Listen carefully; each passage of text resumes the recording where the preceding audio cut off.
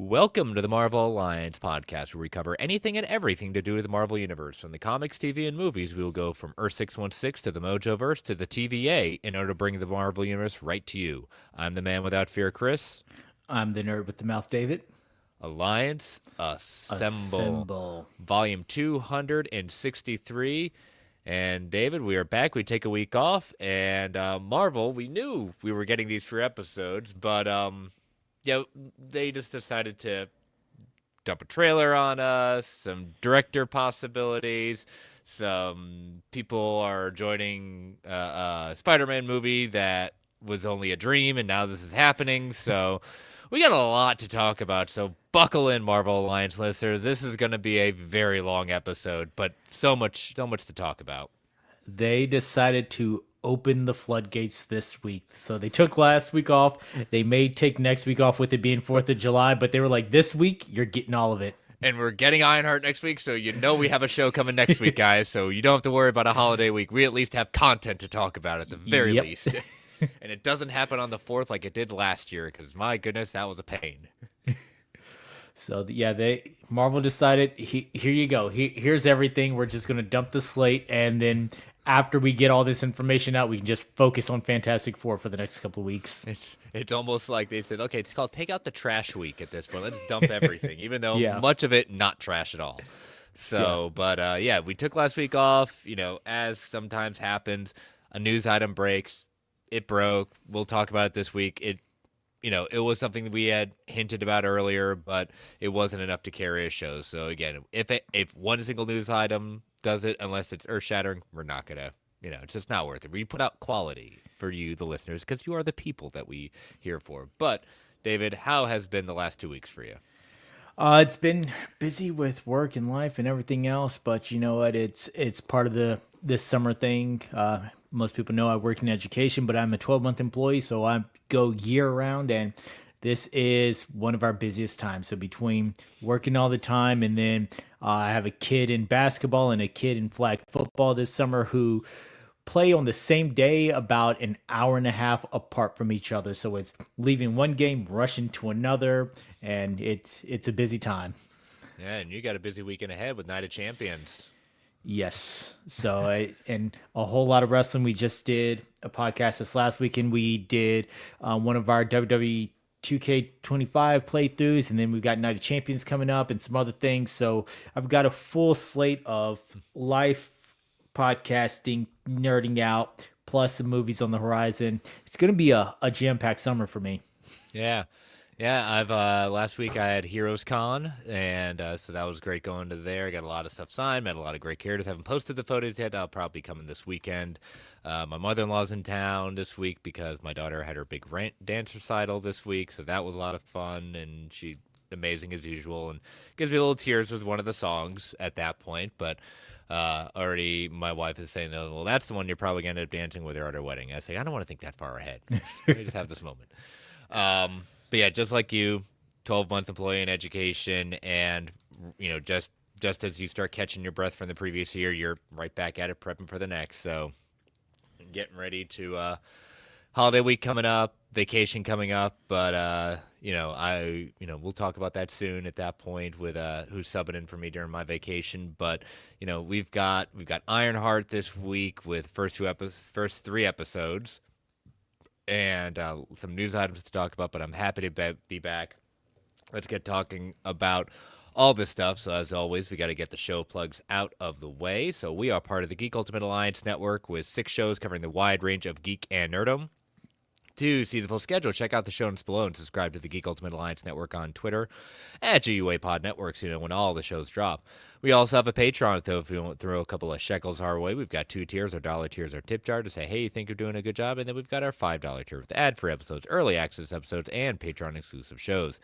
Including we had 2 shows on there in the back catalog. We can watch this all day, the Marvel Alliance Infinity Saga rewatch, and then Tales from the House of X, where we rewatched our favorite movies of X-Men from the Fox era of the franchise.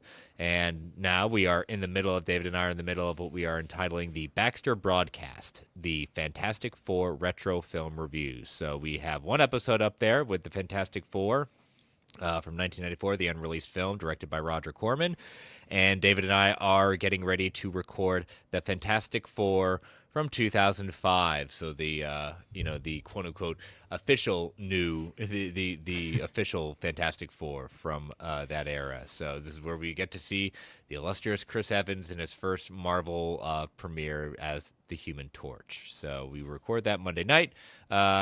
We'll talk about it that night that we record to see when it's going to drop, but it will be dropped sometime in July. So it's been a very long time since I've seen that. I don't even know when the last time I saw it. I think it's been a couple of years. It's been within the last 5 years. It was randomly on TV, so I watched it, but I was only halfway paying attention to it. Chuckled at some of the jokes, shook my head at some of the other moments, and just went on. Yeah. So, but then we have coming up the sequel to that movie, Rise of the Silver Surfer, and then closing out.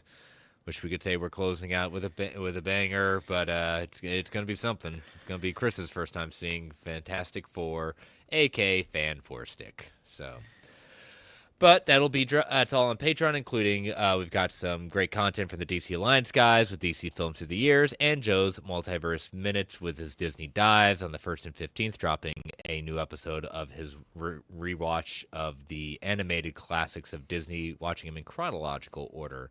So he is right now in the middle of the quote-unquote dark times of Disney, where things were not going so well in their catalog of releases. So, but a lot of back content, and if you're a member of aren't a member of our Patreon, go to www.patreon.com/GUA Network so you can get all that lovely back content, and we want to thank our patrons. We cannot do this without your support. And last but certainly not least, we want to thank our official sponsor, OrganicPriceBooks.com, for urban omnibus hardcover collected edition needs. JP and the crew at OPB have got it going on with excellent customer service, immaculate packaging, ships around the world. Earn points to get rewards on upcoming books. And we've got 2 codes for you. If you want $2 off every single order, use the code MarvelGUA at checkout to get $2 off. And or you can use, if you want to get 4 or more books together, order them together, you use the code MGUASIT to get 5% off of those 4 or more books. Use it an unlimited amount of times. I want to thank them for being our official sponsor. All right. Let's take that off, take that down. All right. So who do we got in the chat right now? We have Fiffa Jack saying, oh, he's been so busy, haven't done his homework. Whiskers, I will try to whip out the reading homework at least. Well, there we are. Yes, we got a lot of stuff, but you got some time. If you haven't watched Ironheart yet, well, we're going to spoil the heck out of it. So you can either listen and get spoiled or do your homework and then check out the news in a little bit. So, but always glad to have you here, buddy. All right, so Ironheart has dropped first 3 episodes. David, high-level thoughts on just these 3 episodes as a whole. High level thoughts on this is it has pleasantly surprised me in some parts. I absolutely love the nods to Chicago culture, Riri's culture, everything like that. I think it encapsulates the neighborhood, the people that she would interact with, and things like that. So I do love that aspect. I do feel like there were some moments of pacing that just seemed a little bit off, but I am anxious to see where these next 3 go with how the first 3 ended. Yeah, it's one of those where, I mean, my high level thought is it's okay. I have seen a lot of television in my day. I've seen a lot of superhero television on my day. This is not the worst thing ever produced by Marvel. This is not the worst superhero show ever produced in any sort of way on TV. It is just okay right now. We are now halfway through it. The last half will be released before. I think Dave and I will go on record that I don't like this necessarily. This is the wrong lesson to take from Andor. Andor, I don't think we liked, but it made logistic sense in what they were trying to do with the show, with each of the 3 being a year in time. That made sense. This one, I don't know any other way to think like you're just trying to dump it and move on from it. It just, yeah. I could see doing the first 2 episodes would have been fine. I think that would have been a good choice. These 3 episodes together, I just don't. I don't see it. I think they could have gone 2 episodes for the premiere and then gone forward. But again, we'll have to see how the next 3 episodes play to see if this was the best move or not. I don't know. What do you think? I'll agree with you. Like it, I understood it with Andor. I understood it with My Friendly Neighborhood Spider-Man. When it came to that, like those made sense because those were arcs within the bigger story. So that made a whole lot of sense. With this one, it just feels like we've got these 6 episodes. We got these 2 weeks. Let's just go ahead and put these out. And yeah, I'm not a fan of the release. I don't think it does the show any credit as well to be able to just sit and digest and then move on from week to week. Is that, in my opinion, this is not the worst of the Marvel Disney shows, so it's got legs, and I'd wish they just would let it work on that. So, but like I said, just okay for these. I think Dominic Thorne does a great job as Riri. I enjoyed her character in Wakanda Forever. I think it continues and builds on what she does well. So Anthony Ramos as the Hood does well. I think the supporting cast is serviceable. You know, nothing major with that. Alden Einrich playing quote unquote Joe will do the who he really is when it comes up. But yeah, I think again this is Dominique Thorne's show and it shows. So she definitely understands the assignment and does well with it. All right, anything else before we take our first ad break before we start spoiling away? Let's spoil away. All right, so listeners, these ads help keep the lights on in the Geek Ultimate Alliance network. We don't get to choose what ads come on. They could be a bit loud, so give it a 3 count before they come on. 3, 2, 1. We'll be right back. All right, and we are back. So we open the first episode's entitled "Take Me Home." In a flashback, Riri is heard saying that she is going to be bigger and better than Jobs, Gates, and Stark combined. She is with her childhood friend Natalie, and all Natalie wants is a night with Thor and his hammer. I'm just gonna leave it at that. Definitely a big innuendo there, but the filming of it looks to be kind of doing that kind of like old style filmmaking to kind of signal this is in the past and things like that. So I did like how all of the flashbacks had that kind of videotape overtone to it.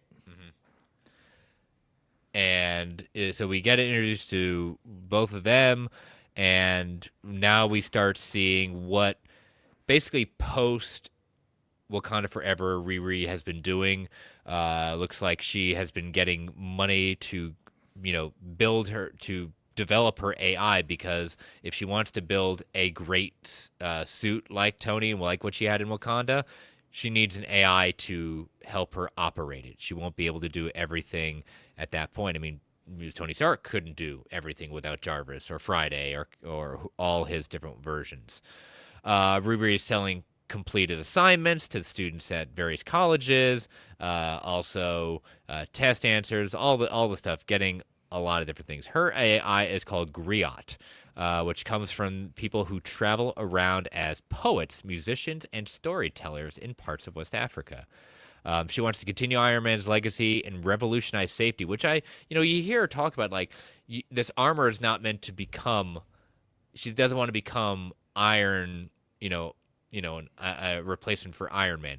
She wants these suits to be used to help police, firefighters, emergency services, things like that, which is admirable.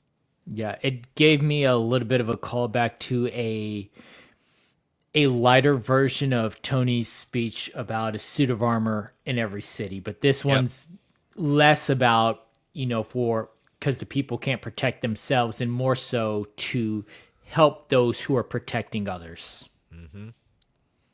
And Jim Rash returns after his cameo in Captain America Civil War as Professor Wilkes. And it looks to be, at one point, Riri's development and her experiments go really awry. Big problem develops. Fire breaks out. The professor gets injured. Her advisor dean is not happy with her. She talks about advocating for her to get this fellowship, and that she really hasn't done any classwork, and just like, what are you doing here? And she's like, okay, I'll get back to work. She says, no, it's you've done, the damage is done. Like, you're gone. And she gets kicked out of MIT. Now I don't know. Did they establish how many like how long has it been since Wakanda Forever? They did not establish how many years. I believe this takes place around the same time as Ms. Marvel, though. It's October, but I don't remember which year. Ah, So I do know that if you look in the background of things, you can tell like how Riri was a kid genius. She graduated at 15, I believe, went into college and all this other stuff. Like they highlight just how big of a deal it was that she got into MIT. So when the dean says, "Hey, you would not have made it in life had we not taken you and then arranged your coursework around your strengths for you to waste it."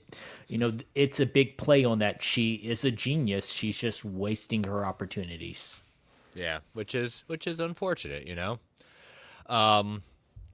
So when starts collecting her things and basically being observed by security to get her things as she leaves, she starts picking up parts of her suit and getting it activated, and gets it all on, and then basically escapes with it. And she calls for her built-in AI called Trevor, a nod to Trevor Noah, who voices Cherise Griot in the suit in the lab.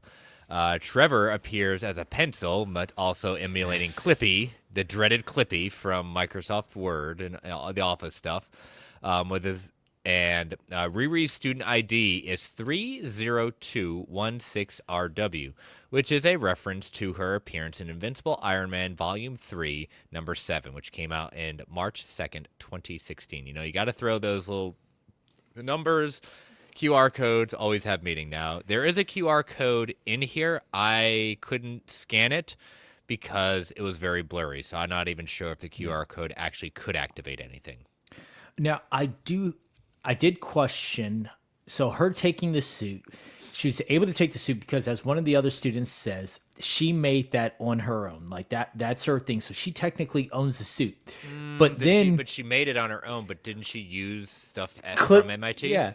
So they let her leave with the suit, but then Clippy/Trevor says, "Hey, you've been expelled. I'm shutting down." No one ever comes for the suit either. So if it was stolen property, did they just shut down the AI that controls the suit? They're like, "Look, yes, you own the suit, but we own the AI, so we're gonna shut this part down." Well, I don't think they let her escape. She just escaped. But to your point, I think you do raise a point, because I was waiting for someone to come and collect the what was left of said suit. Yeah, like I would feel like they would say that's school property. That's ours. We own that because it was made under this. I don't know what the legalities are with this program and the grant that they were given. Who owns what out of that? But yeah, the fact that she left, no one came for the suit, but they sure did shut down the AI on it.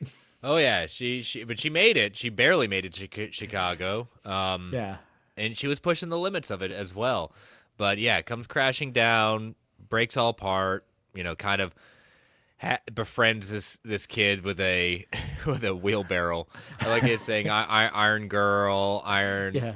Iron woman, Iron Lady. Iron Lady. Like they're just yelling everything at her. I was waiting. It was a perfect opportunity for one of them to call her Shellhead. Yeah. Perfect opportunity wasted.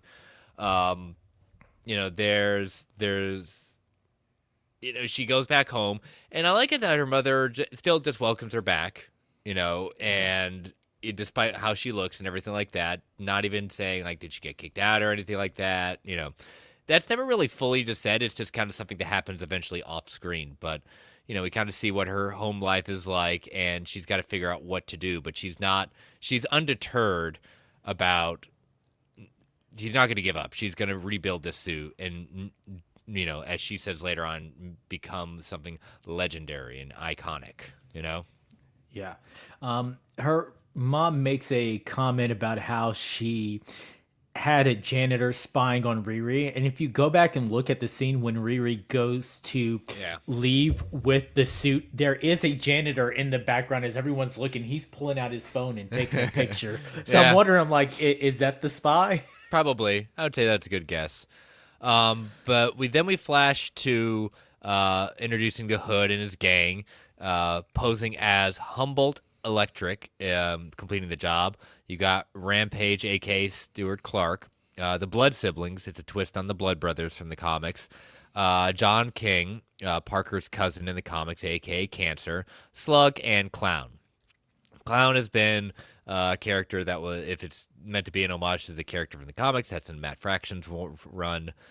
Parker Robbins, aka the Hood, knows that they need a replacement. No, I was getting ahead of myself. So they do this job, and as always, something goes wrong. Rampage, aka Stewart, can't get it right, botches it. Alarm goes off. They don't get what they need to do, and so they need to find another job to replace the money that they were supposed to make for the last one. And that's when, interestingly enough, at the time, as Ruby's rolling in, they see, let's figure out who this person is. This sounds like a good idea. I mean, just, convenient. Yeah, flying girl with a suit of armor. Yeah, let's go ahead and add her to the crew. Yeah. So, but they eventually think that since Rampage screwed up, they need their replacement. So, the next job they have coming up is Tunnel, and so as I like it when there's a street preacher. Did you catch the street preacher saying Thanos was just the beginning and Tony can't save us this time? Yes. Gotta love that.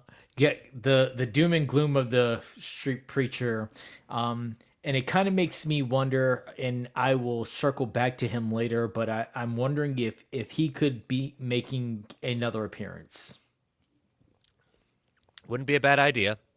Always can do some proselytizing in the show. Yeah. And her friend Xavier comes to rescue her from her own mom. In the comic, Xavier King is her neighbor and likely a love interest, as we're seeing very much in this show. They're trying to hint towards that. He has a similar background, but his name's Xavier Washington, brother to her best friend Natalie Washington. Natalie also dies in the comics. She is killed due to a gunshot wound, so that we later, even though it's in the show, it is also comic book accurate. Riri is trying to find all these different parts and trying to find basically different avenues in the dark web to find. And there's, as always, if you pay attention to the names, there's a lot of different names on there from past Marvel crew members, current crew members, and friend of the show, Ryan Airy, is actually named in there. The co-founder of Screen Crush at that point. So I know that's a big kind of whoever did that. I know he was very proud of that. He put it in his video of how thankful he was that someone thought of him that much to put him in a Marvel show. So Ryan Airy, canon in the MCU. It's official. It is official. So she goes through junkyards, finds a converter for her suit. She meets John, who pays for all her things and gives her a business card saying, hey, you need to make some more money. Go to Desperato's Pizza. So she went to get there. There's not anyone there. She goes in this elevator, and it's basically a trap. She has to get herself out of it very quickly. What'd you think about that quote unquote test? I thought it was interesting, but for what they were looking for, I don't really see how it applies. They're like, there's some tools underneath here. You need to find a way out of it. She goes the non-technical route to get out of this elevator, which anyone could have done. I don't think it really promotes technical genius with this test, but it was just a cool kind of Saw-esque moment for let's see if you can get out of the trap. Yeah. And she didn't even put on the mask. Like, she has the opportunity to put on a mask. She doesn't. And she eventually finds a way to get out of it and says this is their interview. And when they get out of the car, get out of the elevator, the Hood introduces himself and the crew. She actually gives her some money, calling it a signing bonus to work with them. And Parker and John are talking about the next job, which is basically blackmailing Sheila Zarat, who is the CEO of Tunnel now. I guess Tunnel is what they're doing with all the old, I guess, subway tunnels in Chicago and turning it into kind of a expressway for the elite to avoid all the traffic jams, from what I gather. Yeah, it's a cool little futuristic style transportation system of lifting the cars, putting it through these fast tunnels. You drive in, you sit back, you tell it where to go, and it puts your car on this fast tunnel rail system and takes you where you need to go while avoiding all of the Chicago traffic. But it is definitely geared towards the elite. Yeah, so they're just trying to steal the money from their blackmail. And at one point, we do see the Hood's tattoos, and John is actually tattooing them, but the lines keep growing. So something is taking over on Yeah. Parker. John is tattooing over to hide the growing of every time he uses the hood, every time he taps into this magic that he has, you could see it take over more and more of his body. So John comes in, increases the tattoo so that it's less noticeable, but it's obviously noticeable as Clown mentions it in another episode that you can tell something more is going on underneath this tattoo. Yeah, and we've talked about the Hood when the Hood was introduced in What If, and Parker Robbins is a character from the comics, is the Hood, and down on his luck, not a good guy to begin with, and the Hood just continues getting the Hood, making the deal with the devil, as it were, very Faustian, and the cost that comes with it, and we kind of see that cost growing literally on him. So. Yeah. But Riri is working on her suit when she's back at home, attempting to make the AI, and she kind of attaches these electrodes to her to kind of build an AI from her memories. And when she comes to, she's created AI, and it has taken the form of her dead friend, Natalie. And that's how episode 1 ends with it. Now, in the comics, the AI that she does work primarily with is a AI version of Tony Stark. So, Yeah. so that's how the episode ends. Yeah. In the comic, she eventually gets to a Natalie version, but yeah, Tony Stark is her primary. I think they did a good thing here with not going the AI version of Tony. It would have overshadowed way too much. And they couldn't afford him. Yeah, he's off doing something else right now. He's got a different sort of hood to deal with. So I think this was a good way to move the character forward.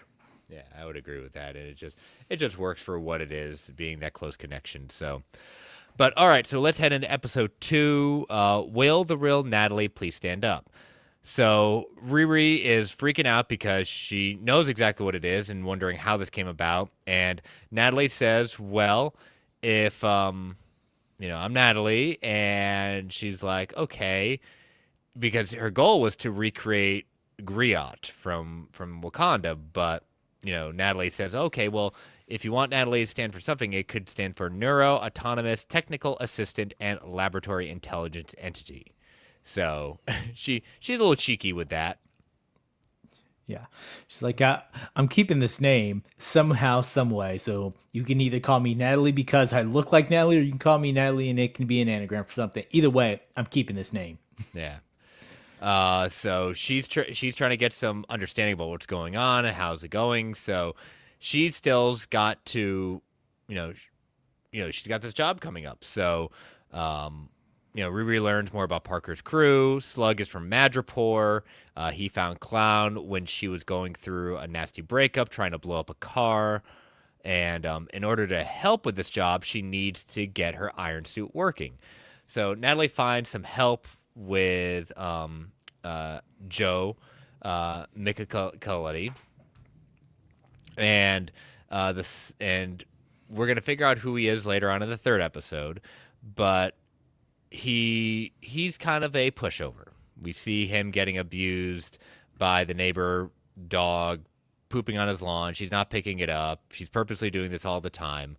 And again, not just, you see he's aggravated, but just doesn't stand up for himself. And he says his goal is to avenge his father's death. But Riri doesn't know it's who it is, who his father is at the time. And, he's just a doormat. And he really shows that with, Riri when he goes down to his secret bunker that they drive to and sees all this interesting stuff, including like, what was it, bazookas are in there too?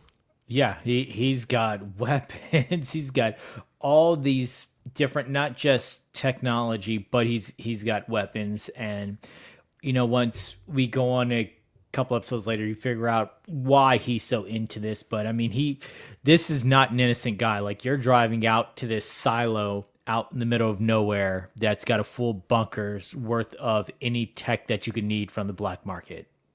Yeah, and she even tries to tell him, saying, you need to stand up for yourself. You can't be pushed over your entire life. You don't like something, tell them.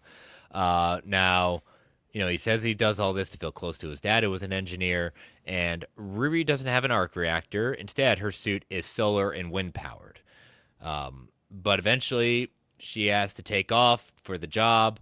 So at Tunnel, Riri is surprised when Natalie shows up in her suit and telling her it's just like Spy Kids. Yeah. Parker has Atara sign him up in his crew. Well, first, even before that, like, there's two different things. Like, Riri's been given a virus basically to upload to kind of shut everything down. Part of the cruise goes to the mission control of Tunnel to kind of take the crew out and kind of get some more eyes in there. And at one point, because Natalie is uninvited, she freaks Riri out and she ends up crashing and losing the flash drive at that point. So they have to do a plan B. Natalie says she knows what to do, talks the other crew through it as she rides underneath the CEO of Tunnel's car, and which is kind of a cool sequence. And then Parker Robbins suddenly appears. Now in the comics, I don't know if they're really doing this, but in the comics, he could only stay invisible if he held his breath. I don't think they've really brought that point. I think he just turns invisible. I don't think they're doing the holding the breath part. Yeah, it does not seem like. Now, they do have this scene later where he is practicing a form of yoga that is intensified on breath control. Yeah, so maybe. But they don't explicitly say that this is part of his powers. Yeah, he does just appear in the car, and then, but in the third episode, the person says, I know you're there. So, it's hard to say whether it's specifically breath control or if they're just be a going long with time magic. sitting in that car whenever he got in to hold his breath. So I think that's a little. Yeah. I don't think they're going that route. But he may be using the yoga for other means of controlling his temperament and things like that. Kind of like the Incredible Hulk, right? Sun's getting real low, big guy. Yep, exactly. So when he shows up in the car, he basically says, like, my crew's already stopped it. It could ruin your stock prices, or they can turn everything back on if you sign him and his crew on a payroll. And she does reluctantly. Riri gets out, but as she gets out, a security guard is pointing a gun at her to tell her to stop. And she kind of freezes up. Natalie freezes up.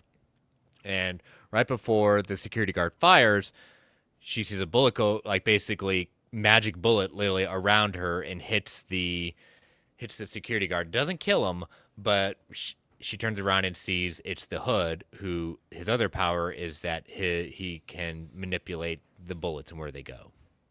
Yeah, very much a scene out of the movie Wanted with the bullet bending going on here. And given the history of Riri, given the history of Natalie, like, it makes sense as to why in that moment they would freeze up. Natalie, even though she is an AI, she is based off, everything is based off of the real Natalie. So what would happen with the real Natalie? What is happening with Riri? In the face of a gun, they froze. And so that did make sense for the character of why this hero with the smart mouth is at the side of a gun, just clams up immediately. Yeah. So she thinks that he's dead, and you're like, nope, he's okay. He's obviously injured, but it'll be fine. And so Natalie apologizes for freezing up. Even before that, um, Riri is very curious about Parker and asks Clown about him and the hoodie wears. Clown says that she heard he got it from a demon, which is what happens in the comics. What demon? Stay tuned. She also tells Riri that she has seen him shirtless and that he is covered in scales, but not like a lizard person. John, who is Parker's cousin, tells Riri not to ask a lot of questions about it. Natalie does apologize for freezing up when the guard pointed the gun at Riri, but she does tell her that Parker has some crazy energy radiating from his body but she can't analyze it. So this is going to be an interesting thing because Riri, whenever she has things that seem to have her remember when Natalie and her stepfather were killed, it seems anything that kind of triggers that, no pun intended, she gets to a panic attack and freezes up. Yeah. It is guns and anything having to do with Joe and Natalie are definitely trigger points for her having an anxiety attack. Like when they say, like, we wake up to aliens, androids, and wizards on our timeline every day. Sounds a little familiar. Like when Sam says basically the same thing in Falcon and Winter Soldier. She's talking to Natalie about all of this in front of the sign for Faust, again, a play where a man makes a deal with the devil. Xavier calls, she does meet up later on with Xavier, and they're very sweet on each other, and Xavier calls Riri a Padawan. Parker is hearing distorted voices later on asking what he desires the most. And as those lines are being uttered, the scars on his back are growing, So something's quickly taking over Parker, Yeah. And so it leads to the belief that the scales that Clown saw earlier was just the markings on his skin and the way that they're growing and kind of branching out like vines or roots gave it that scale effect. Mm-hmm. So Riri's mother during this time knows about Natalie because Natalie was trying to escape at one point and shows up on a projector screen, and they have kind of this tender moment. And she, when Riri comes home, she asks her why can she make one of Gary, Riri's stepdad, and Riri's just like, no, that's not right. That wasn't my intent. Was not to create Natalie. Yeah, and I did like that scene because that's a moment that you could see being real, like, oh, you can create this and you created it of your best friend, the person you cared about. Now can you do one for me? And that's got to be a hard thing to say. A, I didn't do this intentionally. B, like, I can't give you that thing that you're wanting. Yeah, it's definitely a tough moment for her to kind of rationalize, but her mom doesn't press it. Then we flash to the end of the episode where Joe is throwing away one of his live, laugh, love signs when he steps in dog poop again. So fed up, he walks across the street, decides to take Riri up on standing up for himself, and cuts his neighbor's flowers up. Step one in becoming maybe a villain, Yeah. or just simply standing up for himself. What do you think? It is a hilarious scene when he pops back up and he's got the flower in the mouth. I didn't get villain vibes, but I did get he doesn't, you can tell he does not know how to stand up for himself. So in his mind, he feels ultra powerful and just cutting these flowers and having the one in his mouth, like that's him feeling empowered and ready to go. When in reality, it's like these are middle school hijinks. Yep. So episode 3 opens titled "We in Danger, Girl." So some stuff's about to go on. So the blood siblings, Clown and Slug, are talking about what they want to do with their money. Clown goes into the office and comes back wearing Parker's hood, which I was like, ooh, not a great move. I don't think that's allowed. And Riri wants to analyze it to see how he gets his powers, invisibility, bending bullets. But John basically jumps in and says, what the heck are you doing? You're not supposed to be touching that. You do this again, you're basically dead. Their Slams her head on the table too, just full yeah, on. and take no prisoners. So Hood comes in and kind of explains that their next target is Harlem CEO Hunter Mason, a man who's driving local farmers out of business with, it almost sounds like a new type of seed, very much emulating Monsanto and other ones that create these genetically altered seeds, basically patenting it. Riri asks Parker if they are going to be Ocean's 11 or The Sopranos, and basically saying, are they, robbing the rich because they're bad people, or are they basically trying to become crime lords? Yeah. She also wants to know about the Hood. Is it vibranium, Pimtech? He says it's magic. He's not lying, So, yeah, and he does it kind of in a funny way, does little hand movements when he says magic, kind of to give it some lightheartedness, but also like he's telling the truth. Like there was some shady dealings to get this, but yeah, it's magic. yeah, anything anyone wants to get ahead always has to do some shady stuff. I don't know if that's Yeah. necessarily true. So Riri meets up with Xavier, and she spends some of her money that she earned from the job to get him new headphones. He appreciates that, but she's missing the point of the headphones. And they're not just any headphones, they're Natalie's, his Yeah. sister. Makes him feel And closer to her. it's closer, every scratch, everything's like he doesn't want to get rid of them. Even if they probably end up being broken, he's not going to get rid of them. And so Riri starts seeing exactly how important that is. Joe shows up at Riri's house with blueprints and lots of ideas to help people, and then basically tells her, I'm not going to go away. If you don't help me and continue on working with me, I'm going to tell your mom about what you're doing. Yeah. So that's how he's standing up for himself. And it's funny because this is the middle of Chicago and this is the middle of the hood, and you being the random white boy from the suburbs who've just popped up with a handful of designs and blueprints and things like that, and you're just at this girl's door just talking freely about these various things, and everyone's looking around like, who is this guy and what is going on? Even the neighbor lady is like, Yeah, what's this white boy doing? who this white man up in our place? Like Yeah. it was just a hilarious moment. And the mom's like, I thought what you're working on is top secret. Riri's like, it is. So Joe, we need to go talk about this somewhere else. Yep, exactly. Natalie tells Riri that she's worried about Riri for working with Parker. Not getting a good vibe. This is not who she is.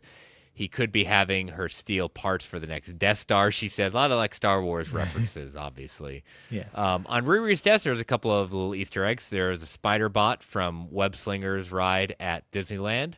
Natalie takes Riri back to the shop, Gary's Auto Repair. That was her stepfather's, where she has a flashback of the night both of them were killed by a drive-by shooting. She also hears on the news that Stuart Clark, a.k.a. Rampage, is dead, and the police eventually show up to Riri's house because they found one of the calls that were done came from her phone. And you're like, what are you doing calling this guy? It's like, well, I was trying to reach out to him to get some help with something, but nothing ever came of it. And they kind of walk away, and just say, accept it. But, she is freaked out because she is guessing that Parker had something to do with Rampage's death. Why? Why wouldn't he be? She's worried the Hood will come after her family and friends. She makes a plan to get a piece of the Hood in order to study it. And she uses the biomesh skin covering that Joe came up with in order to get the tool she needs in order to secure the heirloom. Now, Joe, that's again, they're finding some ways to work together. Yeah. He gave her the mesh, but she had to help him. He was giving himself some biometric implants right in his arm. I was like, ooh, that's I know, a bold yeah. move, Cotton. Let's see if it works out for you. And he made her promise, though, that none of this would get back to him. But as Riri goes, to try to help out and look for things, she ends up knocking over a bag full of what was like dust or something like that. It's not any dust, it's ashes, his dad's ashes. And then she sees the like Billy in the Ziploc bag a name that says Obadiah S. And Yeah. she's like, wait a minute, Obadiah, wait a minute, what is your name? And she's like, he goes like, my name's Ezekiel Stain, and he is the son of Obadiah Stane from the villain from the first Iron Man movie. And she's like, well, your dad died in a plane crash. She's like, no, he didn't. That was a cover story. He died trying to kill Tony Stark. Now, unlike in the comics, this version of Ezekiel has spent his life trying to not be like his dad. He doesn't want to go full supervillain. He doesn't want to. He doesn't want to help her with the biomesh or anything else because she's working for a criminal. And he said, I've spent my whole life trying to not be like him, and he went supervillain in a suit just like yours. Yeah. It's a good departure. And again, his goal is to basically cover up for the sins of his father. I want to do good in the world. I want to keep my head low, but I want to do good in the world because me and my dad weren't close. He was a bad guy. He was a villain, and that's not who I want to be. I did think it was interesting, like what was playing in Riri's head. You could see the wheels turning as she's like, "Oh," but I say he's like, "Yeah, no, he died killing Tony Stark." Her not coming out and saying her connection to Stark, to the Foundation, to and everything else. Just kind of played that one a little bit close, which was probably smart in that moment, not knowing exactly what's going on. Yeah. So I will be right back. But David, why don't you kind of start us off as we head into the heist? All right, so we start moving into the heist here, and we get some cool moments of the team having their breakdown of everyone's role here. Everyone knows what they're going to do. The twins are the muscle. You've got Clown who's going to be doing her thing. So everyone's got their thing. So Riri goes and she scouts the building that they're getting ready to rob. Only thing is, she breaks away from the plan and she goes out on her own, dives into the water, and she's going after this piece of the hood while leaving her armor behind and leaving Natalie in charge to basically be her when she's not there. Everything's starting to go according to plan with the heist, but then we notice Parker shows up and he's a lot more threatening than he was during the last heist. So instead of the whole sign the contract thing, he's a lot more threatening because when it comes to it, and he's like, "This is what I'll give you. I know you guys are here for money. I've already got a number." He's like, "Nope, we want more." And he's a lot more vicious and a lot more menacing than he was before. And Riri's starting to see with her own eyes, this is not we are doing a bad thing to bad people, but for good reasons. This is, oh, you're really out here. And she's trying to cut off this piece of the cloak without setting off the alarms, because it's stated that every bit of this place is heavily secured. If you bring in any tech extra, it's going to turn on the alarm, shut down the place. So she's trying to get this off.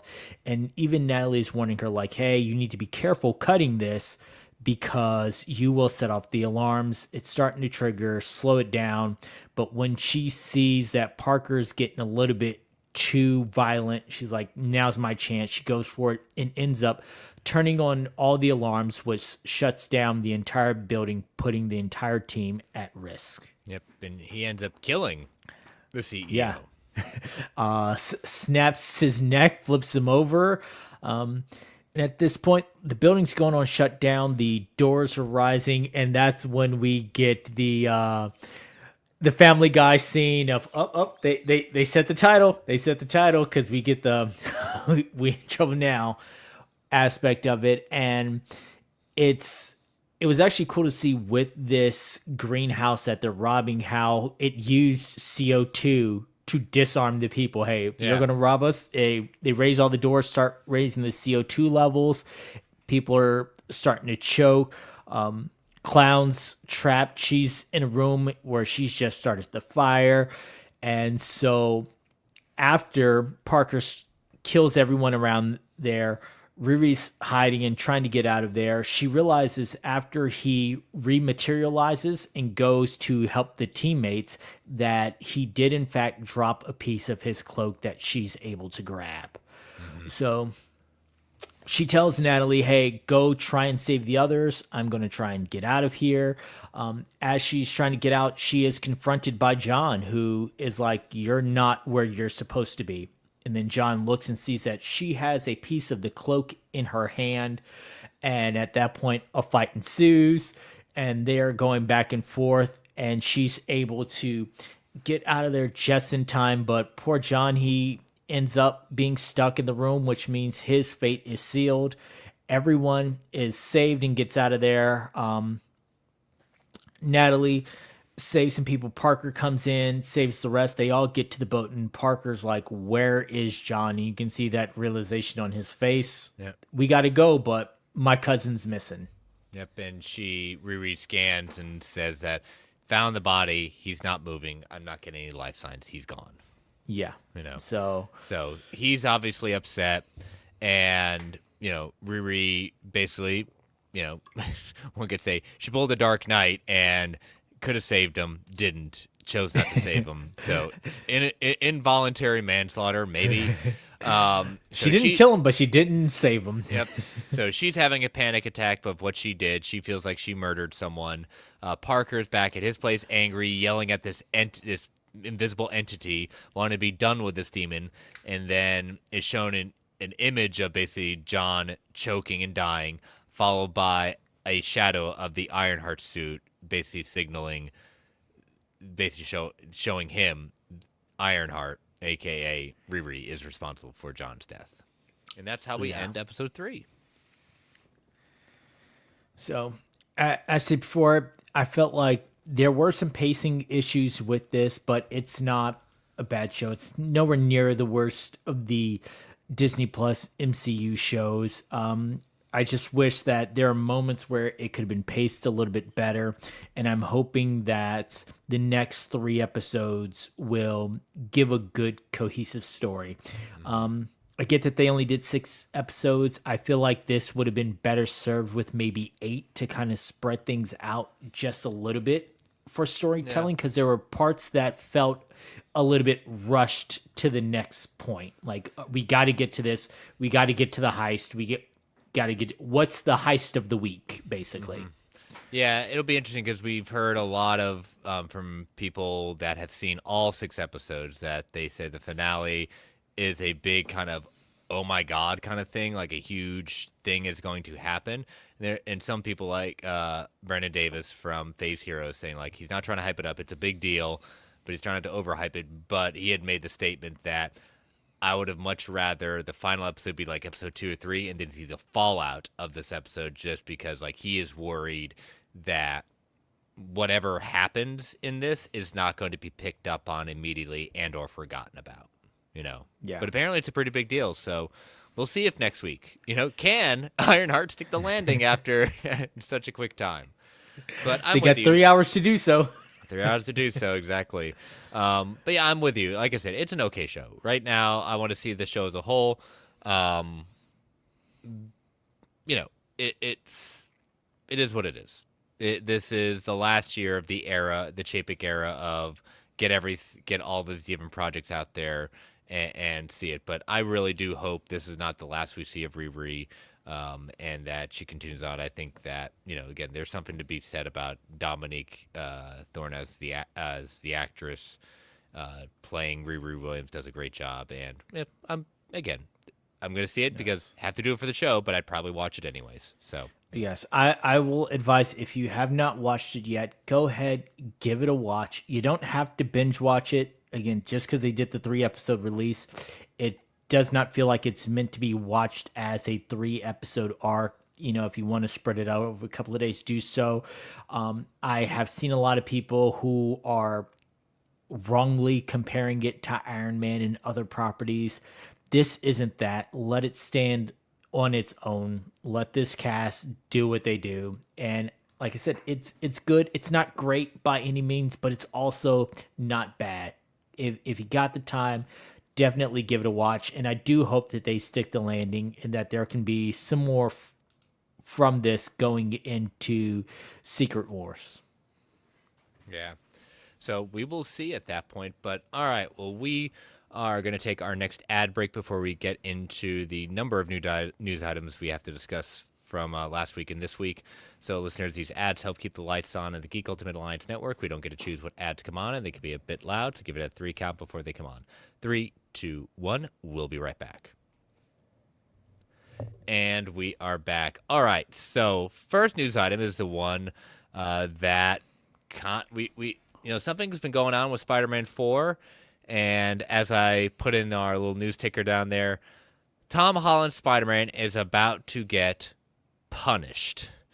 That is right. In Spider-Man Brand New Home, this is coming from the Hollywood Reporter, they can reveal that Jon Bernthal is going to be joining Spider-Man Brand New Day as a main cast member in Destin Daniel Cretton's directing the film that is scheduled to be released July 31st, 2026. So much about the movie is remaining enshrouded in mystery.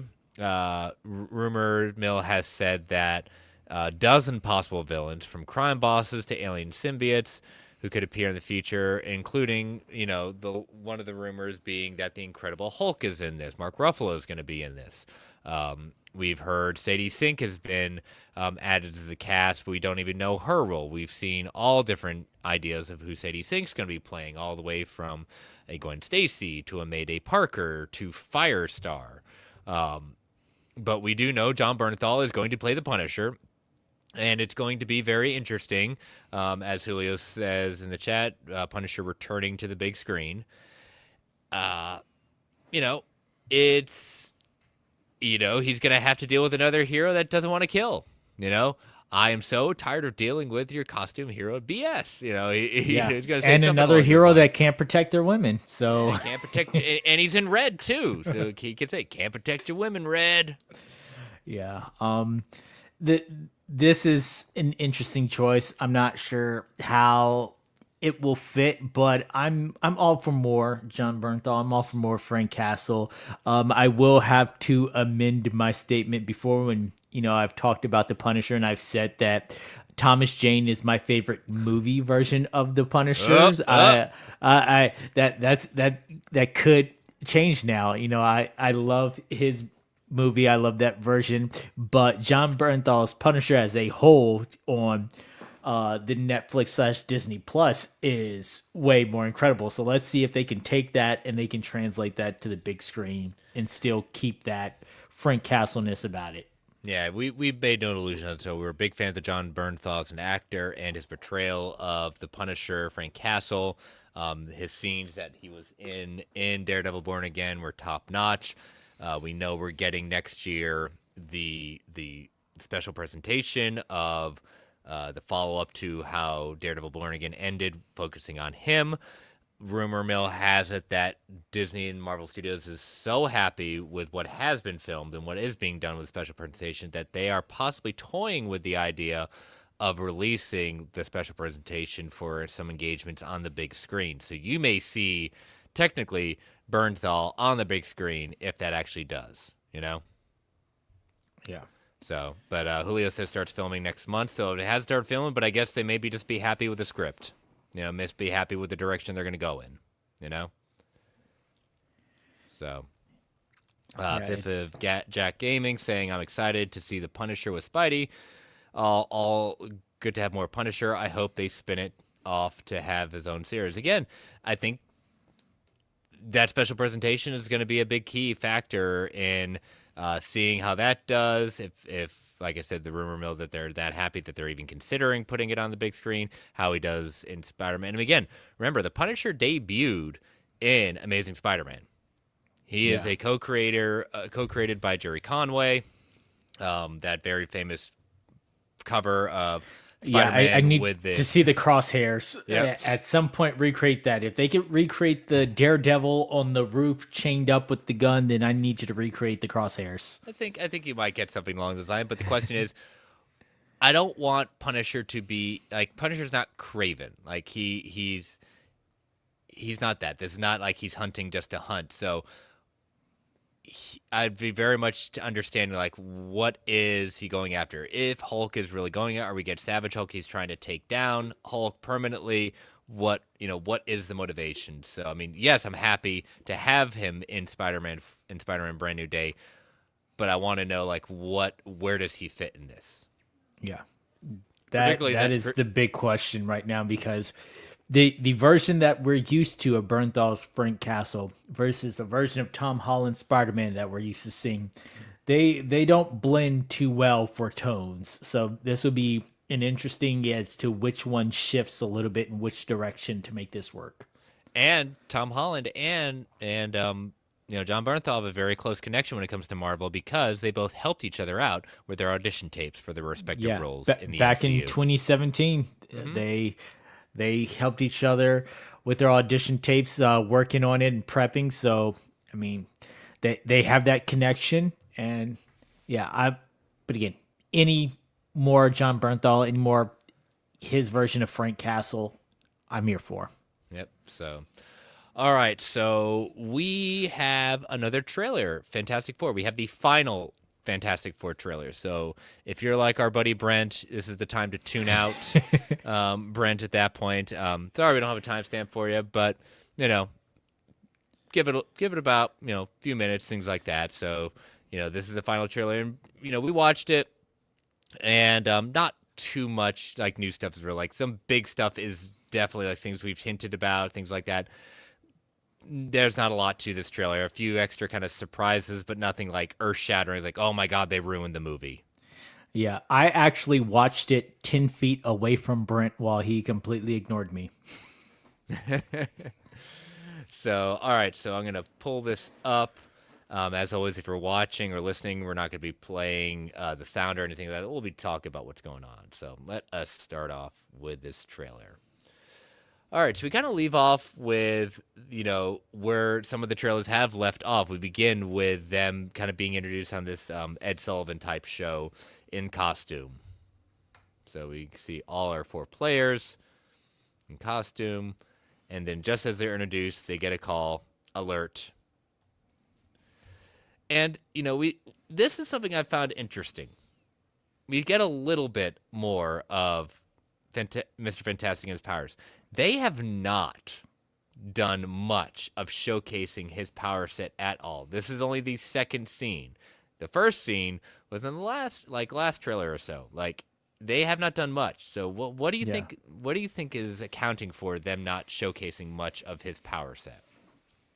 Honestly, I am hoping that, and I should not give them this much credit, I'm hoping that they are just waiting for the full display to be on the giant big screen. We want you to experience this across that.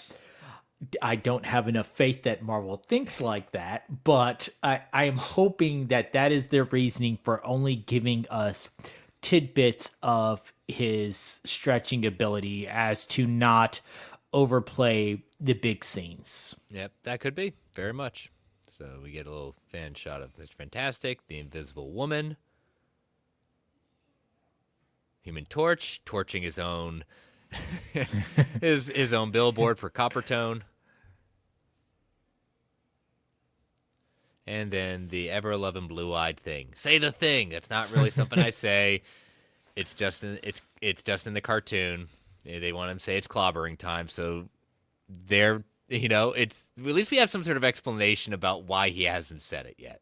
Yeah, and I do like the fact that they're alluding to that they are big stars. Like the world knows exactly who they are. They have a whole cartoon about them. It's one of those things that it's a fictionalized version of us, but at the end of the day, I'm just a real guy walking down the street, probably headed to the meat market or the bar. Yep, and they are this world's only heroes. The director has gone on record and said like there is no other cameos of MCU people. They are this world's only heroes. So we see him doing the 4, and we see them getting ready for dinner, and then the sky they get their alert on their watch, and they see the sky burn up very much like the comics as the Silver Surfer appears to warn them of the coming of Galactus. Yes. To the This ship. is one of two scenes that I would have preferred to have not seen until the theaters, Mm-hmm. but it didn't ruin anything. I just felt like that first I'm the Herald of Galactus scene, I would have liked there, but I do get what they're doing. People have been questioning the Silver Surfer aspect of it because all we saw was the glimpse beforehand. So you're getting a true, all right, fans who are worrying, this is a true Herald of Galactus Silver Surfer. So we get a little more look at Galactus, not a full view, which is what you were predicting. We're gonna do what Marvel does and reveal that. So they're still giving you little teases, a little bit more, but not the full Monty, as it were. Yeah. So what I think that they do reveal with this is that they are responsible for Galactus coming. I think, based on what we're seeing here, that they're exploring, they end up on where Galactus is calling home and awaken him, bother him, do something to tick him off. And you see it later on when they're trying to escape and get there. And just the way that things are starting to come together, that Mr. Fantastic and the Fantastic Four are responsible for Earth getting on Galactus's radar. Yeah. So we see them return and ask him, like, are we safe? And he's like, I don't know. Something we don't see Mr. Fantastic being unsure of himself. There's little baby Franklin. He's going to find a solution. We're going to make it right. So that's where I started thinking, make it right. Again, he's responsible for something. Here's the Shadow of Galactus. We get then more look at the Fantastic Car, which is really cool. We get the team shot. We get some more shots of Galactus walking. Now, I like it that, again, Galactus is huge at this point, but he can't control his own size. So he is going to shrink down to a kind of still monster like Statue of Liberty size, but he can change his shape and size at a whim.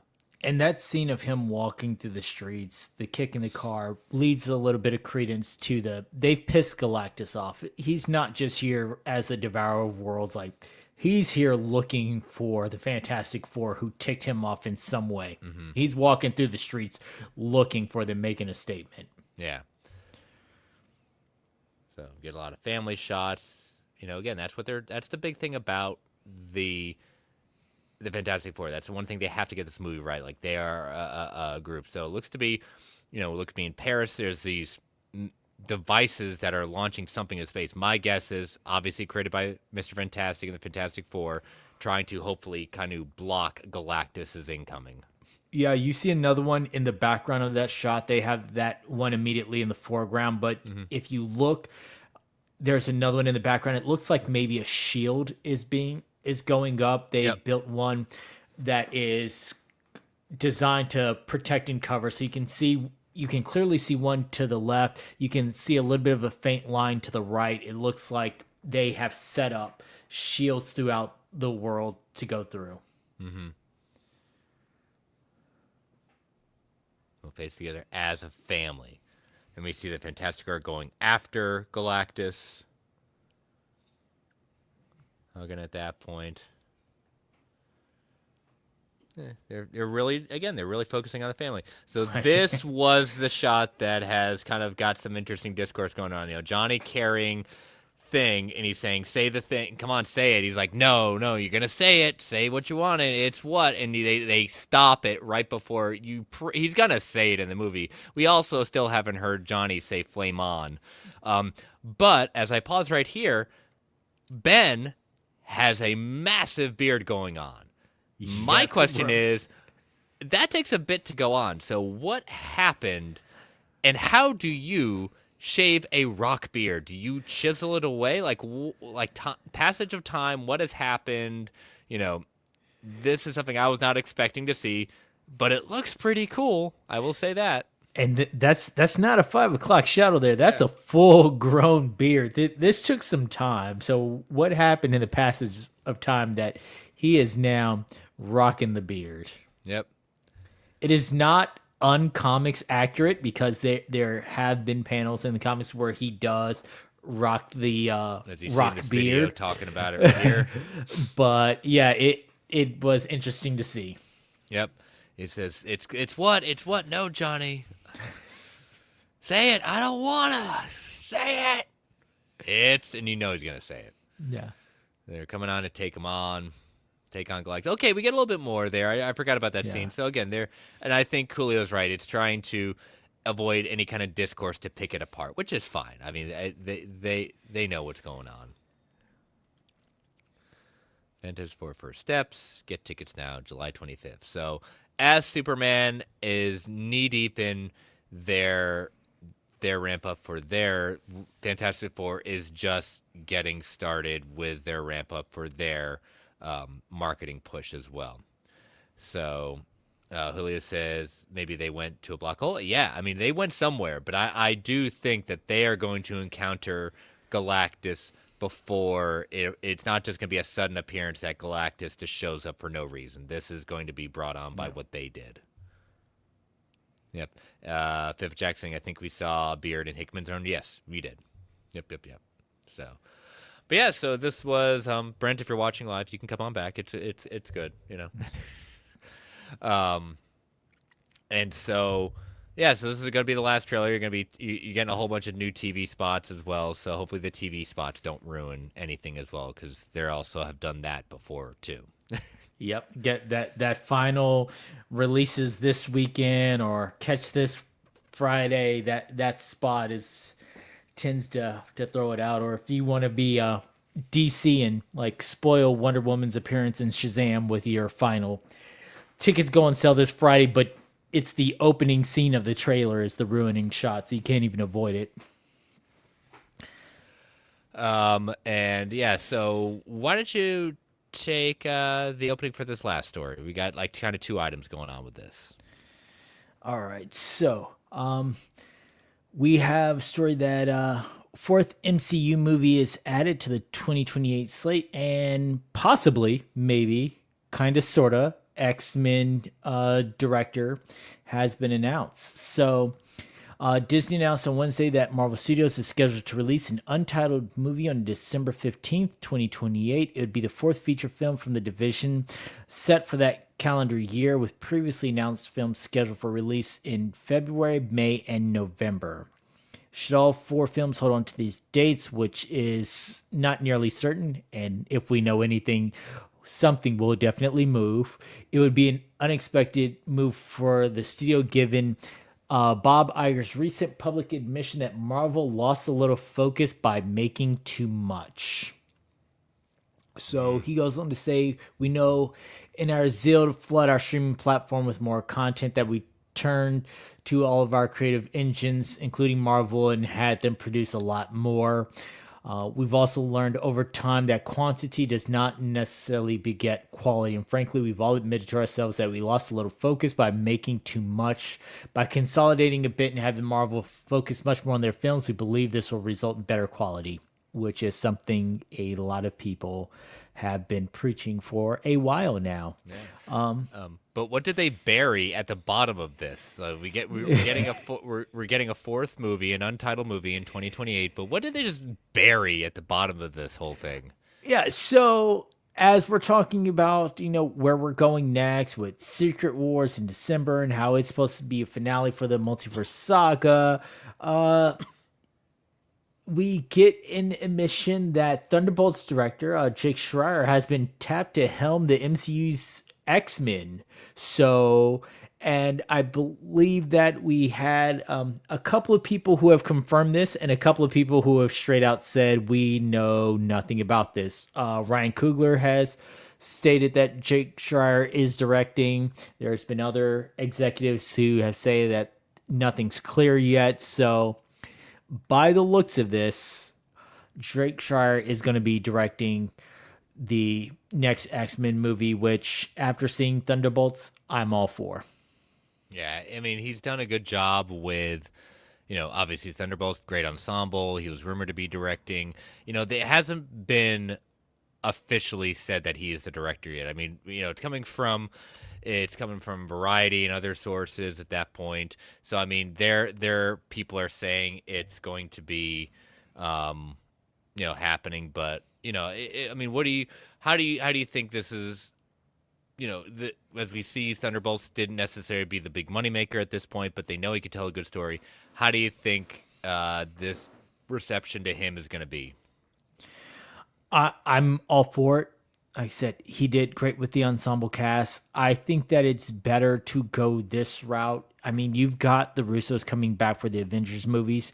Use that for your big name, but this is a good chance to get somebody who is in the universe, but not the big name with so much stigma attached to it, and have them come in and direct this movie. I think again with Thunderbolts, he did a great job just showing so many different angles to the characters, and that's definitely going to be needed for an X-Men film. They've got so many different personalities that you're going to need somebody who is good with that. He's done some other ensemble type movies.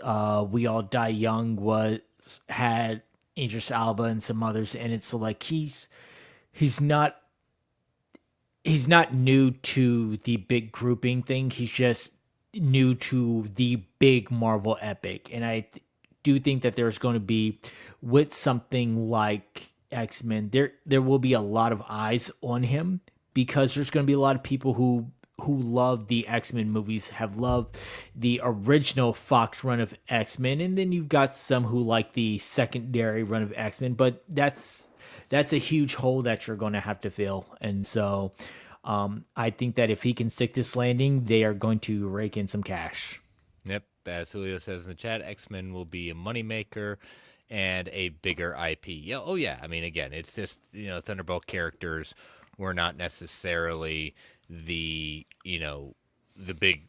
Even when they changed it, oh, the new Avengers. Well, that wasn't going to necessarily save it at that Yeah. point. So, And with the X-Men as well, if if Marvel wanted to, they could move away from the MCU proper and just take the X-Men on its multi-movie course, and you would have less dissension and less people saying we're tired of the MCU if you're just keeping the X-Men world and going from there. And after Secret Wars, you phase out the rest of the MCU, you could still make money off of an X-Men universe going forward. so a nice thing to be kind of surprised about in a article is just saying, "Oh, another movie's been added." Okay, then everyone's gonna be. I mean, we're not gonna play that game. It's like, what could we possibly think it is? Anything, Yeah. It is what it is. Yeah. So, but all right. So that is all the news that is fit to print and talk about this week. So, and but so let us take our final ad break before we get into listener questions and factor fictions. Your turn up for this week, David, and we get to talk about the second issue of Fantastic Four Life Story. So, all right, listeners, these ads help keep the lights on the Geek Ultimate Alliance network. We don't get to choose what ads come on. They can be a bit loud. Give it a 3 count before they come on. 3, 2, 1. We'll be right back. And we are back. All right, David, we got a few questions coming out this week. So what do we got? Okay, first question coming up from Braden. With Punisher being announced for Spider-Man Brand New Day, do you think Daredevil and Kingpin are going to appear in the movie, or do you think it's going to be just Punisher? Well, the Vincent D'Onofrio has gone on record in saying that the ability for Kingpin to appear on screen is a little bit tied up in some legal issues in the sense of what they can and can't do with it. So he's just saying, don't bank on me appearing right now, officially appearing in a movie. Doesn't mean it won't happen, but it seems to be some legal wrangling that's going to have to be worked out before he can appear. So right now, I'm just saying it's just Punisher for right now. I feel like at least Daredevil will be mentioned, but I do not think that you will see either of them. Given the fact that Matt Murdock was Spider-Man's lawyer beforehand and the ties with him and the Punisher, I do think that there will be a mention of him. I just don't think that they're going to bring him back or they're going to bring in Kingpin for this. But yeah, it's. I mean, would I love to see Daredevil and Kingpin in this? True, but then we get into the idea of like, okay, you know, is it getting overcrowded? You know, Yeah, how does it all play together? save Daredevil for Secret Wars, in my opinion. Like if you're already going to have your big movie with all the people, save him for that. If I had my choice between seeing him in another Spider-Man cameo or seeing him in a bigger movie like an Avengers movie, I want to see him in the bigger Avengers movie. I think that Charlie Cox has earned that. I think Vincent D'Onofrio has been great if we get them both in there, but at least with Daredevil, if I had a choice, it would be save him for Avengers and not use him as another cameo in a Spider-Man movie. So, all right, we got next. All right, next up from Phil. We are now 1 month away from the Fantastic Four first steps. How high are its chances to be a massive blockbuster hit? If you could ballpark a measure of success, where are you landing? Let's see. I've had a number in my head for probably 2 months now, so I'm going to see if we're close. I would say it's. I'm just gonna say it's gonna be above 500,000. I am looking at 750 is about where I see it landing. Between 750 and 8, it will be close. But I don't think it will have as much as Wakanda Forever, as much as people want to see the Fantastic Four. I'm accounting for burnout and things like that. And with Wakanda Forever, it coming out of how are they going to handle Chad Boswick's death, I think that gave it a little bit more of a boost. So I think it's going to land somewhere behind Wakanda Forever and be about 750. 750. Okay. Well, I mean, like I said, it very much could be. It's just it's hard for me to put any more than just it's going to get above a half a billion right now. Yeah. I think the biggest thing for them is they haven't, as we said earlier, they haven't shown the CGI really for Mr. Fantastic. Do they do a good job with it? Because if they don't, and word gets out quickly that the CGI looks bad, people are going to stay away. If people say this is a great movie, it's a great setup to what's coming, you're going to get the people back. So this is going to be a big hit or miss opportunity for them on the big screen. And I think they really, really need to stick this. Yeah, they do.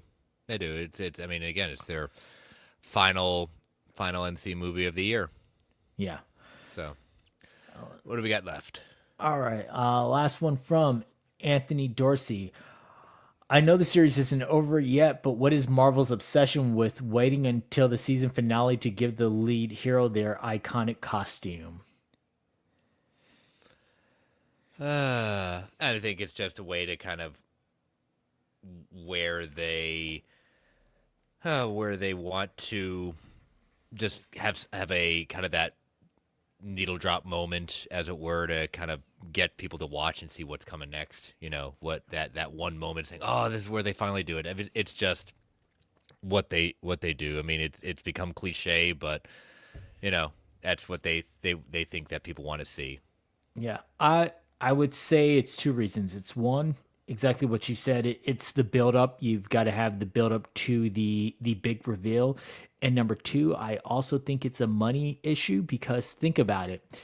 How many more either skins in video games or toys can you sell of the original costume or the homemade costume before you get the big costume? How many more different variations of things can you create? And that is a license to print money. I would agree. You know, again, you gotta have some ways and people to tune in, right? Yeah. So, all right. Well, thank you all for writing in this week. And so let me pull up the Factor Fictions from 2 weeks ago. So we got the villain of Ironheart will be in some way created by Tony Stark. 53% said fact, 47% said fiction. Jury's still out on that. Haven't figured that out yet. Number 2, the Hood, as played by Anthony Ramos, will not survive this season of Ironheart. However, the Hood itself will return. 63% said fact, 37% said fiction. And then number 3, we will see a cameo by Tony Stark as an AI in this season of Ironheart. 27% said fact, 73% said fiction. So, All right. So going into this week, I thankfully only have one that is Ironheart related. And that is that Ironheart will not be the last time that we see a real life AI model used in the MCU.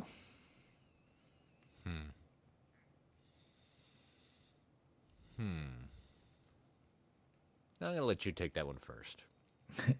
So I'm going to go fact with this, and the reason that I am going to go fact with this is because I feel like even though they're not doing it right now, I do feel like that there is a chance in Secret Wars that if we get some more Riri Williams, she could bust out with the Tony AI at that point. You've already got Robert Downey Jr. That's not a situation where you're bringing him back just for ratings sake. Like he's already there. So that'd be a good time to bring in the Tony AI.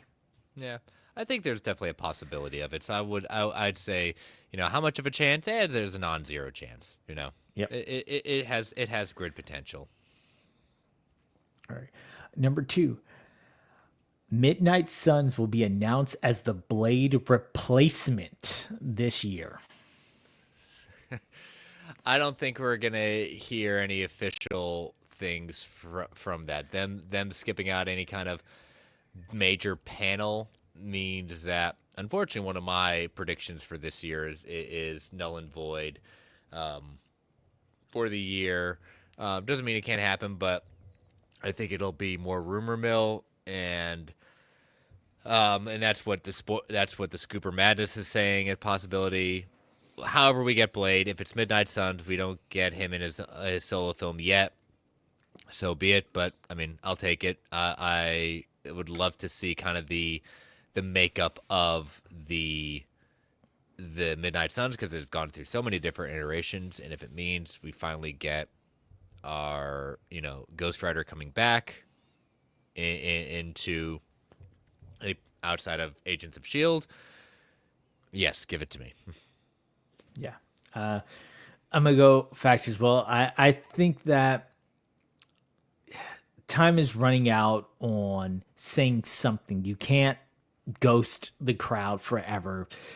It's going to keep becoming the big question, what's going on with this? What's going on with this? So, yeah, I think sometime soon they need to say either, yes, Blade is definitively still a thing, or here's the direction we're going with it. We've decided that it's going to work best in a Midnight Suns thing, but we're keeping Mahershala Ali like we want him. He is our Blade. We're just switching gears, but it's getting about time to say something with the movie, because this is getting to a point where people are like, is this a real thing anymore? Yeah. So we will see.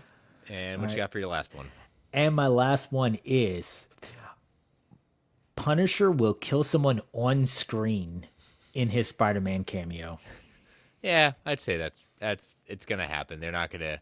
I mean, I don't think they're gonna go like full rated R with it, but yeah, I don't think that's not gonna happen.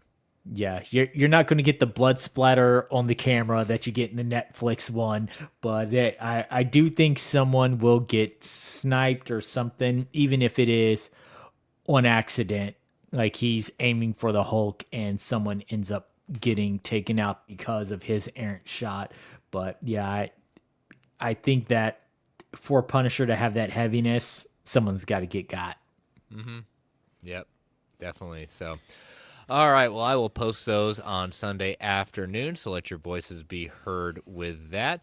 And let us continue our comic book club exploration of Fantastic Four.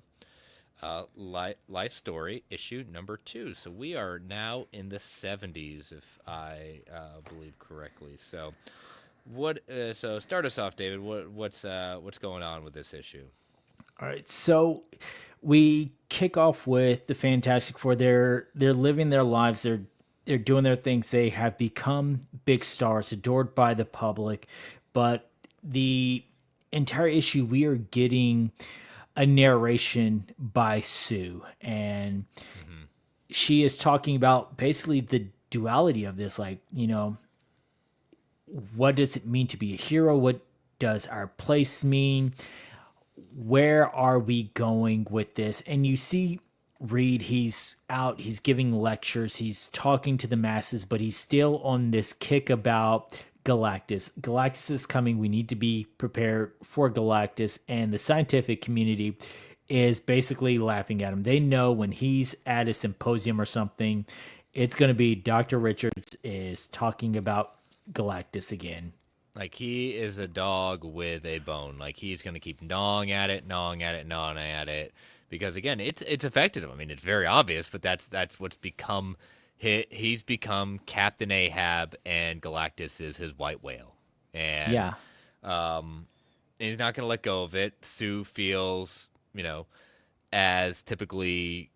She feels neglected. She feels like she literally is the Invisible Woman to Reed in his obsession with stopping Galactus. No one else believes him. Tony Stark shows up and wants to try to help him out. I think we see Pym, if I'm not mistaken, as Yes, well. Pym is in there talking about Radioactive radioactive ants. ants and how they can be used, and they talk about how everything's going on with Galactus and things like that, and you've got Pym talking about these radioactive ants, and they think that what Reed is saying about Galactus is crazier than the thought of the radioactive ants. So he has all these doubters until one person shows up who believes in everything Reed is saying, which is exactly what Reed needed, was just one person to believe in him. And that is Victor Von Doom shows up to Mm-hmm. extend his hand to say, "Hey, let's work together." Yep, you got to have that little shadow in the background, just in case we didn't know who he was. It's just like, oh, come on, man.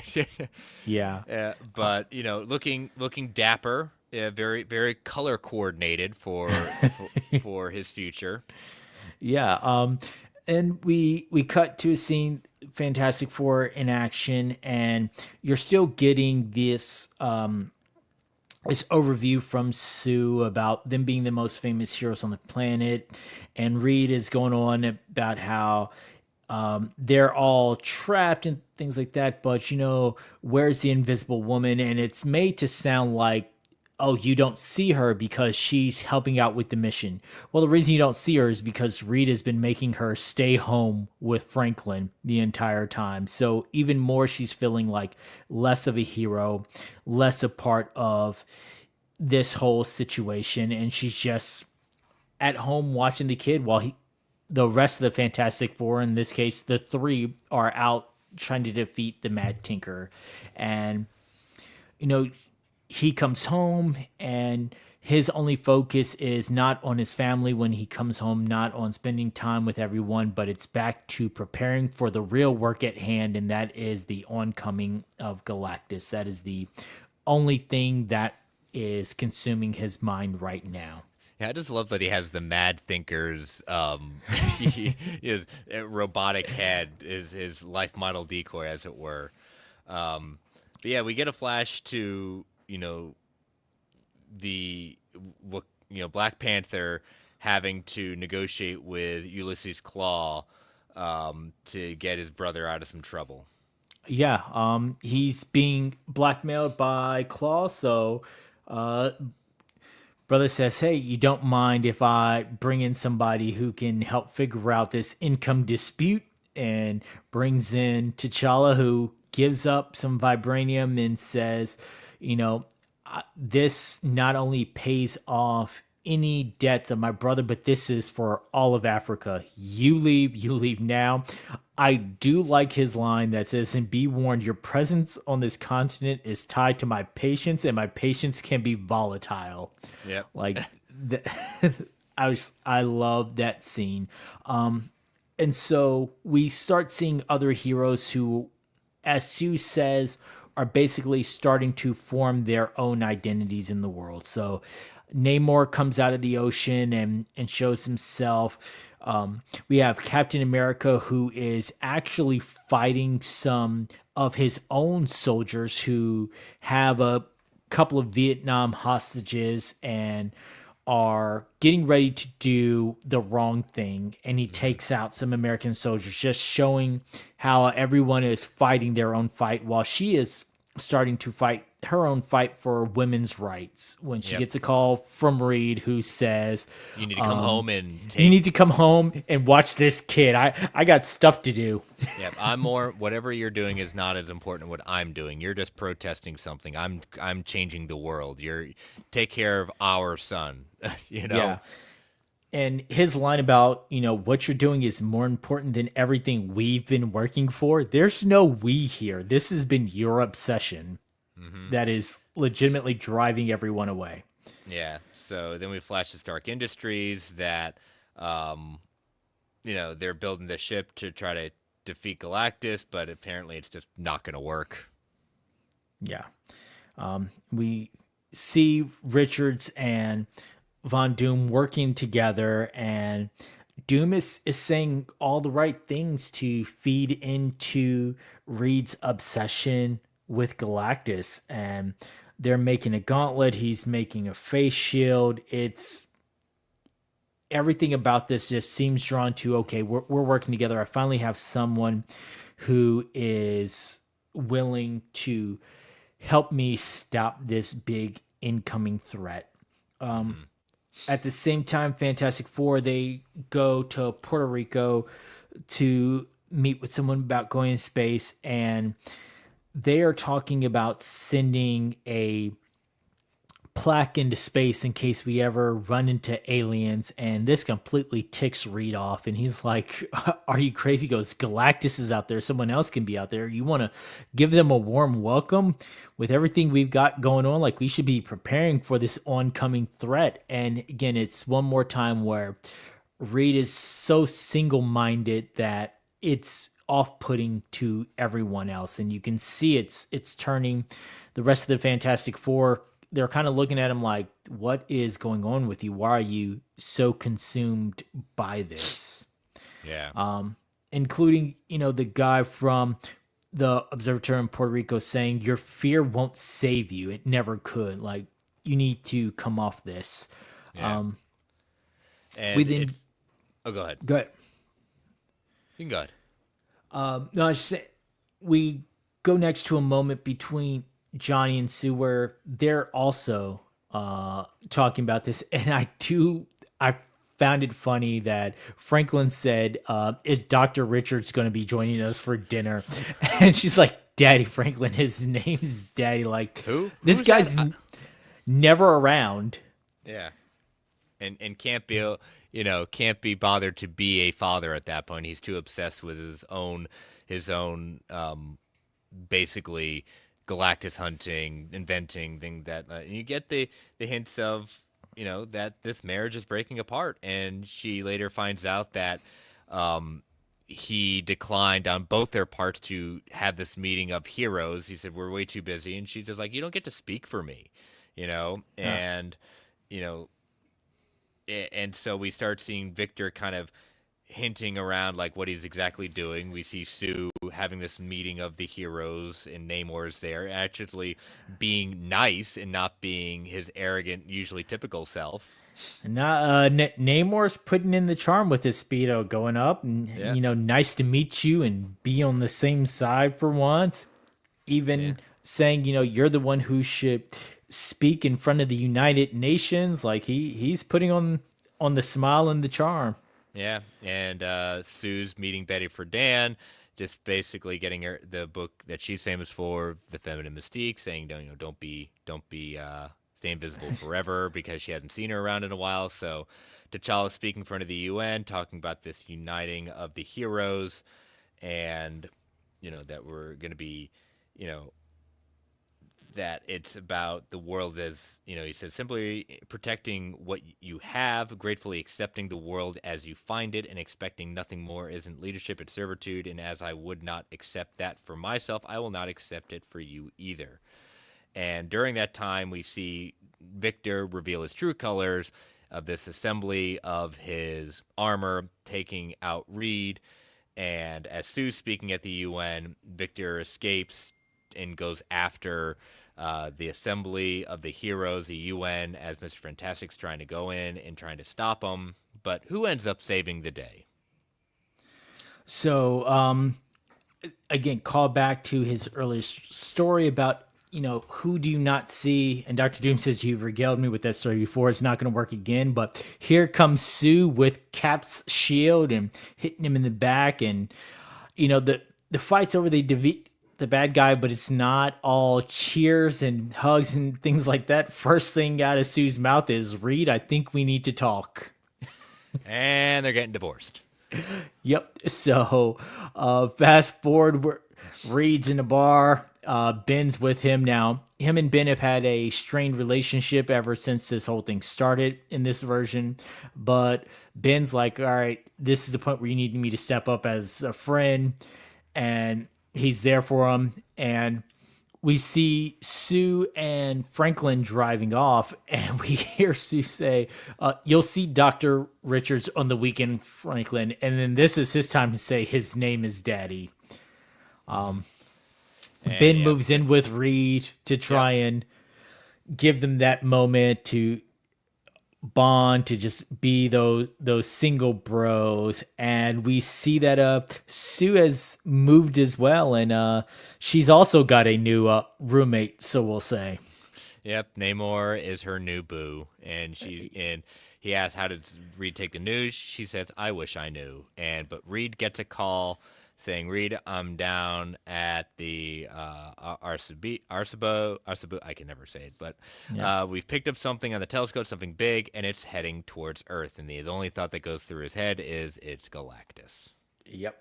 So that's where we leave off.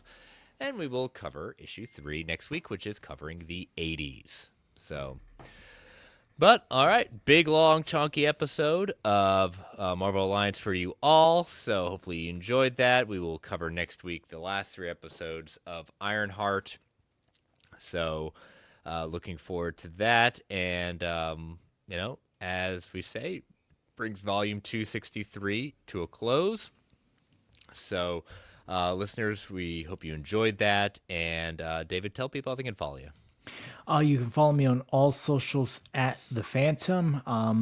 And you can follow me here on the Geekverse Network as a part of The Gimmick with S. Bubs and Travis Snell, talking all things wrestling. We've got a pay-per-view coming up this week, and then we will be going on and reviewing that, plus other news coming out of Crown Jewel, All In coming up, things like that. Just this past week, we did another WWE 2K25 My GM Mode playthrough, so our season's coming along. I am still in last place, but I am catching up, and if you have been watching, you know my strategy has been adopt no strategy. Snell and S-Bubs play My GM Mode regularly. I purposely do not play My GM Mode outside of our streams just to see how well I can progress each time coming out the gate. And I am catching up. So I will say I am learning and adapting, but it makes it more fun to just be a pure agent of chaos. Well, I mean, there you go. If you know strategy, you're just playing the long game. You're playing 4-dimensional chess while everyone's playing checkers. Is that how it goes? Exactly. So you know what? When I make that turnaround and somehow I find a way to beat everyone, it's going to be the comeback story of the year. Either that, or I am just going to continue to play spoiler to everyone else. Well, there we are. So we'll see that. But yep, you can catch me on all the socials at Chris Balga. You can catch me every Saturday afternoon at 4 p.m. Eastern Standard Time at the Brave and the Boys channel for the Organic Price Books weekly buyer's guide. And you can Also, email the show at marvelalliance@gmail.com. You can follow the Geek Ultimate Alliance Network on Twitter at GUAPod Network. And as always, we want to thank our sponsor, Organic Price Books, for all your omnibus hardcover collected digital needs. Use that code MARVEL, GUA, at checkout to get $2 off every single order, or use the code MGUASIT for 5% off when you order 4 or more books together. And you can feel free to tweet, email if you want to provide feedback, ask questions. DMs are open across the board. And continue to review us on Apple Podcasts, Spotify, Amazon Music, wherever you get your podcasts. We greatly appreciate it. Thank you all for joining us live in the chat. Thank you all for listening. Stay safe out there, everyone. And as Stan the Man would say, Excelsior, true believers. All right, David, post-credits discussion tonight. What you got? Okay, so post credits, the Spider-Man original trilogies returned to theaters, and so they're including a Spider-Man 2.1 extended cut, and this is in 4K, first theatrical release of this version, and it will start with screenings in September, playing through October. With that being said, my question is, which of the pre-MCU Phase 2 movies, so that's anything from the 70s all the way up into before Iron Man 3, would you like to see re-released in theaters? Yeah, let's put Blade out there. There's only one Blade, right? You know what? I did love the original Blade. I mean, that was a great movie. I remember my aunt taking me to that, not knowing what it is other than it was a comic book movie, and regretting every moment of it while I sat there with pure joy. So I would say Blade is a good shout. X-Men 2 is great. And I also thought the first Iron Man, just because it was such an iconic kickoff as a whole to the MCU, just having that on screen, on the big screen for the first time, would bring back so many nostalgic memories of the kickoff to this. But I mean, First Avengers, X-Men, too. yeah, X-Men 2 was just a great movie. And Yeah. I still love everything about that. I mean, we won't talk about, who directed that movie or anything else, but other than that, it's a great movie, great themes, underlying themes, overall themes. So those two would be either of my choices, either X2 or the first Iron Man movie. Yeah, I would choose Blade or the original Avengers. So, Yeah. but all right, well, and check that out when it does get released later in theaters. And we will see you next week for our breakdown of Ironheart episodes 4 through 6. So see you all next week. Bye bye. See ya.